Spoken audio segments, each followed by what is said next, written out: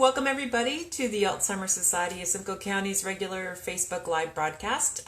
Today is Monday, June the 28th, if you can believe it.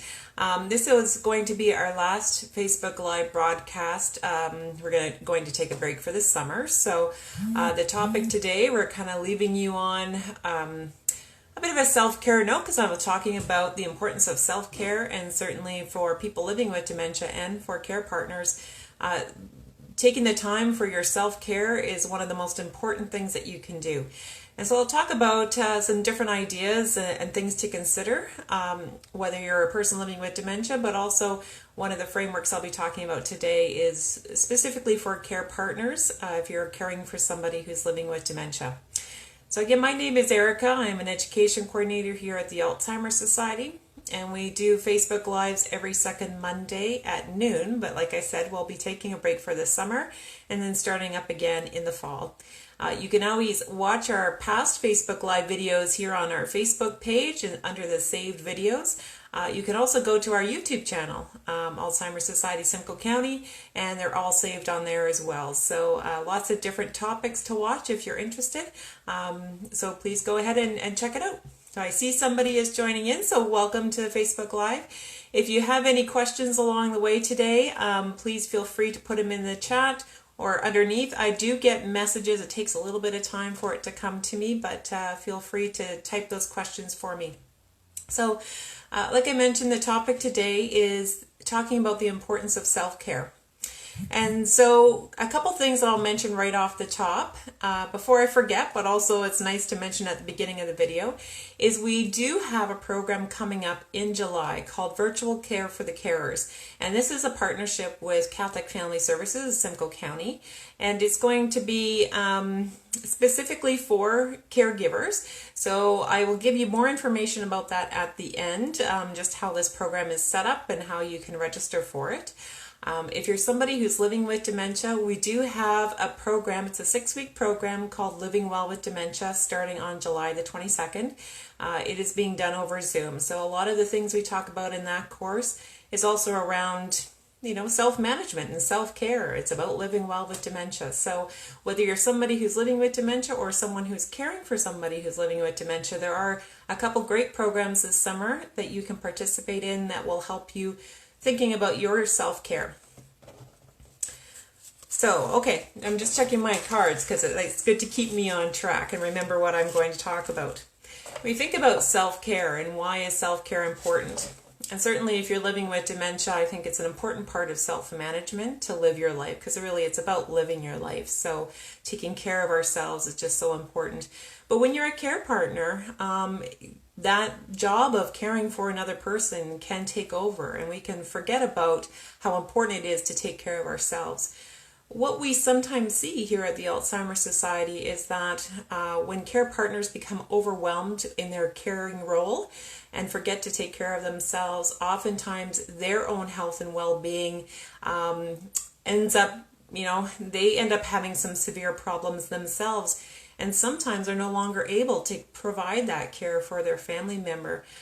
When you are dealing with high stress for long periods of time and not finding ways to manage that stress, it can have some very detrimental effects on our health and well-being. So we do need to take time to take care of ourselves so that we're able to provide care to someone else. There's that saying that self-care is not selfish. In fact, self-care is probably one of the most important things that you can do as a care partner that allows you to continue in that caregiving role.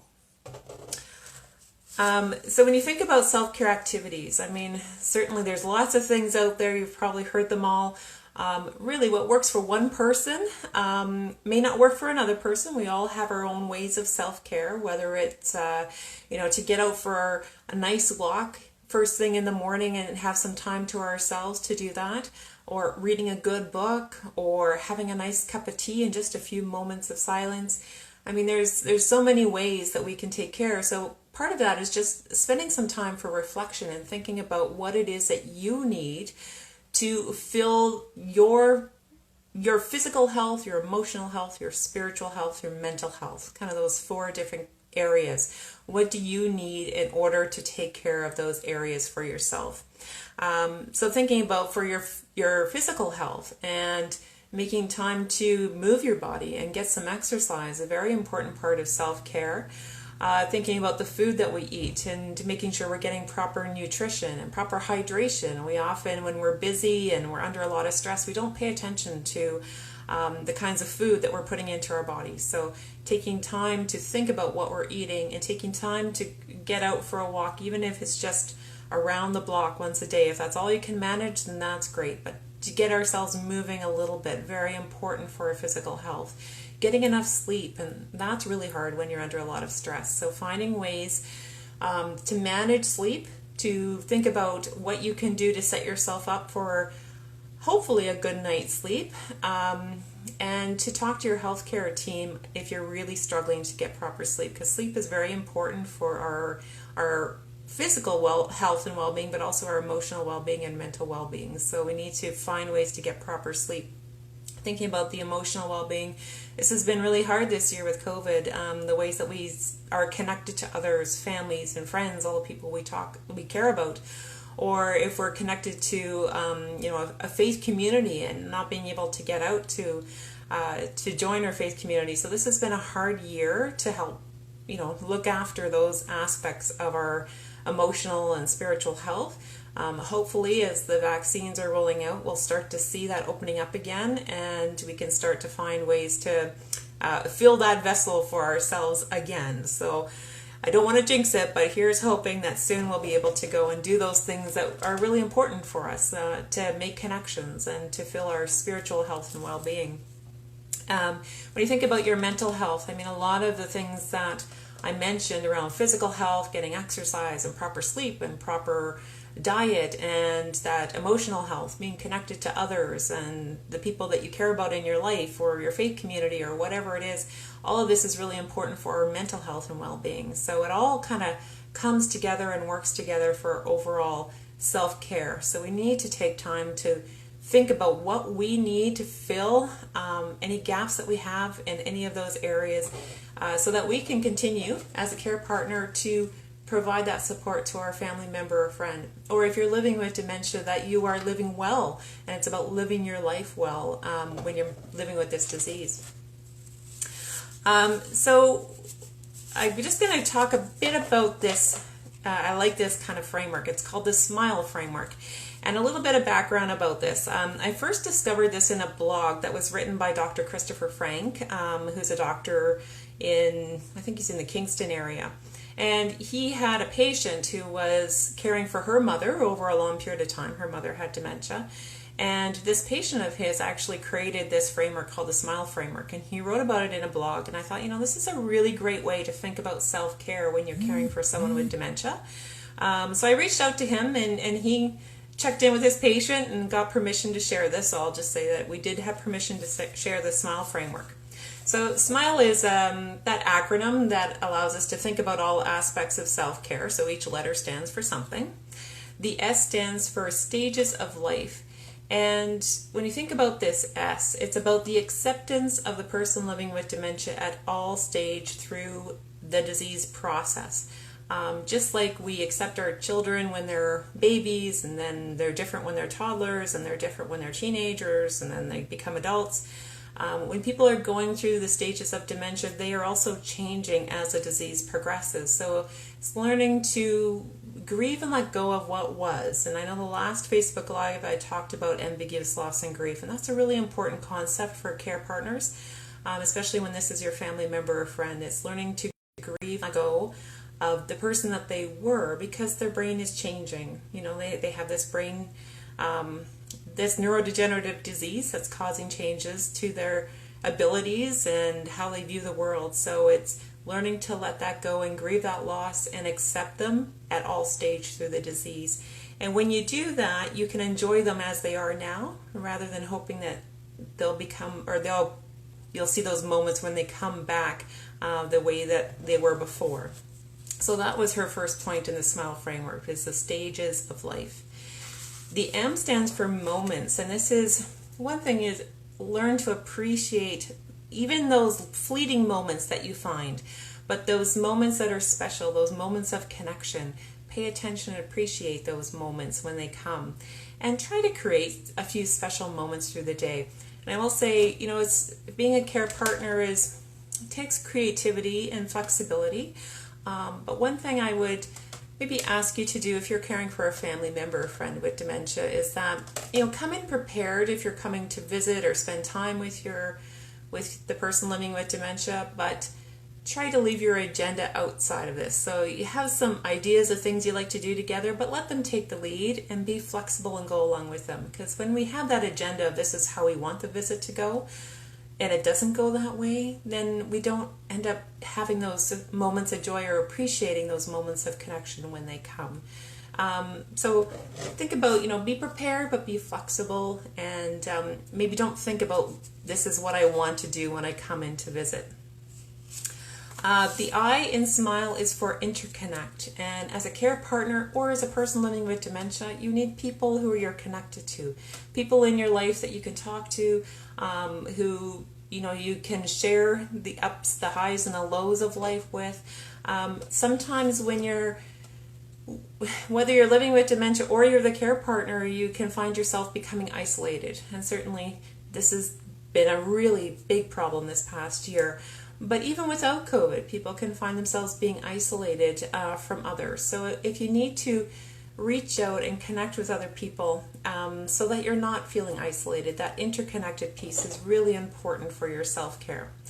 The Alzheimer's Society of Simcoe County, we do have a number of programs which we are currently running over Zoom, but hopefully we'll start being able to run in person in the next few months. Again, fingers crossed. But even though we're Zoom, people are surprised at how connected they're feeling with others in those Zoom programs, whether it is an education program that they're participating in, or maybe it's a Minds of Motion program, or musical memories, or the support groups. I mean, there's lots of ways that we can connect with others. So reach out to the Society if you want to find out more about what we offer. And our main number at the Society is 705-722-1066. So you can call. If you leave a message, somebody will get back to you. Or you can send a message here on our Facebook page, and someone will connect with you and let you know what kind of programs we have to offer. The L in the SMILE framework is for laugh out loud, and we all need a laugh, whether it's watching your favorite sitcom so you can have a half an hour where you just have some good laughs. Sometimes it's not taking life too seriously. Learn to laugh at the little moments that come up where you go, oh, that was kind of funny how that worked out.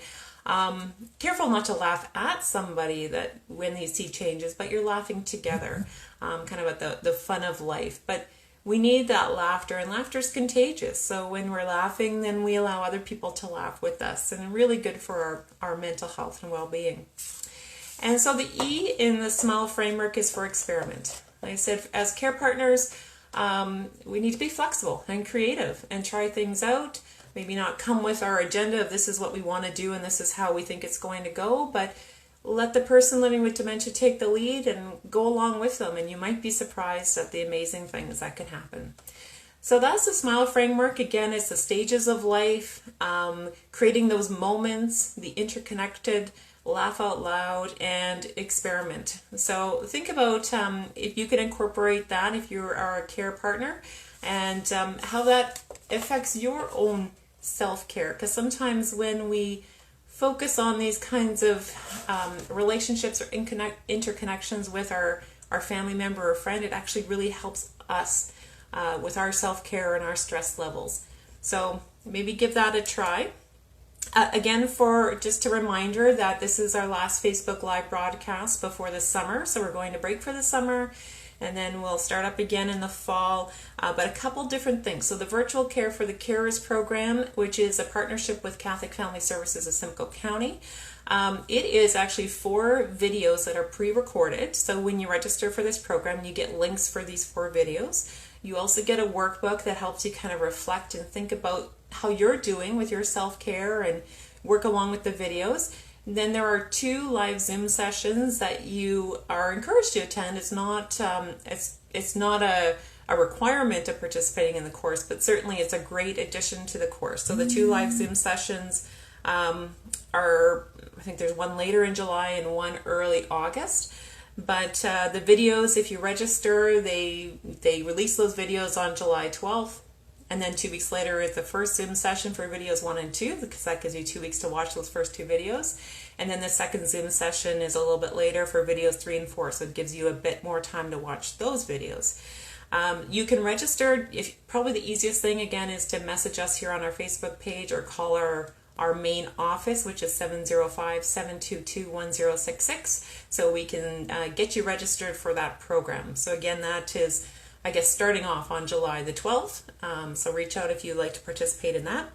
And for living well with dementia, so if you are living with dementia, you have a diagnosis of Alzheimer's disease or another type of dementia, or maybe the doctor has just said, it's dementia, but hasn't said what disease is causing the dementia. But if you want to connect with others and learn about living well and self-management, that program is starting on July the 22nd. It's a 6-week program. I believe that it's from 11 to 12 in the morning, and it is being done over Zoom, so no matter where you live, you can connect in and join. You can attend on your own if you wish, or you can attend with a family member who's there with you if you want. We have lots of people do it either way. They either come by themselves or they bring a family member along with them. Whatever works best for you. Again, message us here on the Facebook page or call our main number if you're interested in that program. That is, again, 705-722-1066. All right, so thank you so much for watching. I hope this has given you some things to think about for your own self-care. And again, if you're a care partner, taking care of yourself is not selfish. It's probably the most important thing that you can do in order to provide care to your family member or friend. Because if we're not taking care of ourselves, sometimes we're the ones that end up with some serious health consequences and are no longer able to provide that kind of care for others. So take care of yourself first. Take moments to do that, and reach out and participate in these programs or get connected to other programs here at the Alzheimer's Society. And thank you so much. I hope you have a wonderful summer, and I guess I'll say goodbye for now.